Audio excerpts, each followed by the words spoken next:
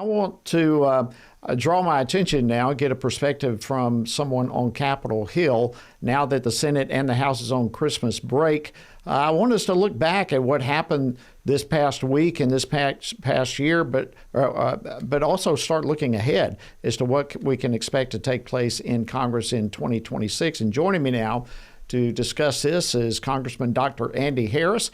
Of course, he's the chairman of the House Freedom Caucus, also a member of the Appropriations Committee.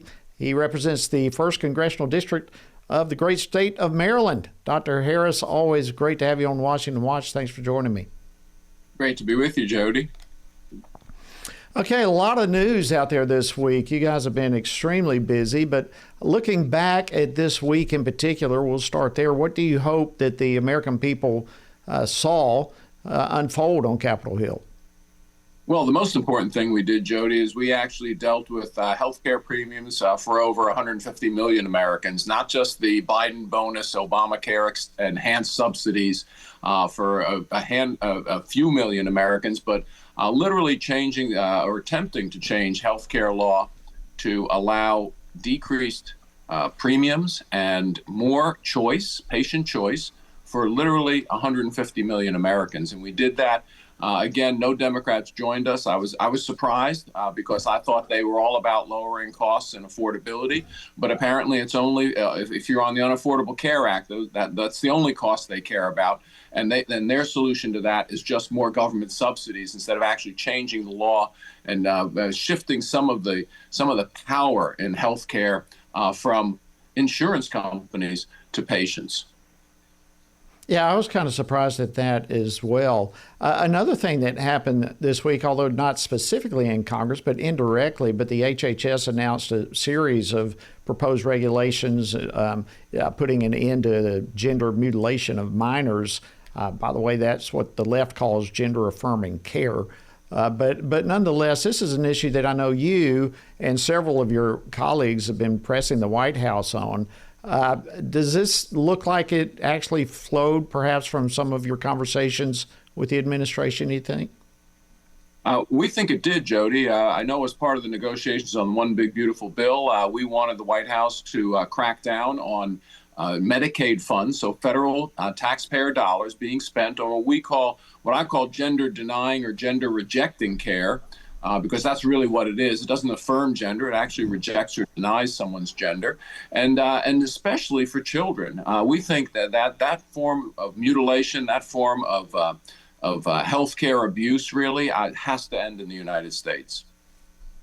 Yeah, absolutely. And thank you again for taking your lead on that. Going back to Capitol Hill, one thing that seemed to happen every single year when I was there, and I know you're accustomed to it as well, but this Christmas, no omnibus that's going to be voted on, that you're going to have to unwrap whatever's in it for the American people. But I wanted to share a quick clip for you from Speaker Johnson. He was talking with Tony on their weekend program called This Week on Capitol Hill. But let me share this quick clip and get your reaction to it. Now, the third year in a row, because this is my third December, Tony, we're not talking about an end-of-the-year Christmas omnibus spending bill, right? We broke the fever. We finally have changed the way Congress does it. We're getting back to the regular appropriations process, 12 individual separate bills, instead of just doing it all in one big, massive piece of legislation right before Christmas. So, that's a big innovation. It's a big thing. Anything you want to add to that? Well, look, the House is way ahead of the Senate on that. We passed all the 12 bills through the committee. We passed a handful of them through the floor. And, of course, 3 bills just a few weeks ago, we passed through both chambers and to the president's desk.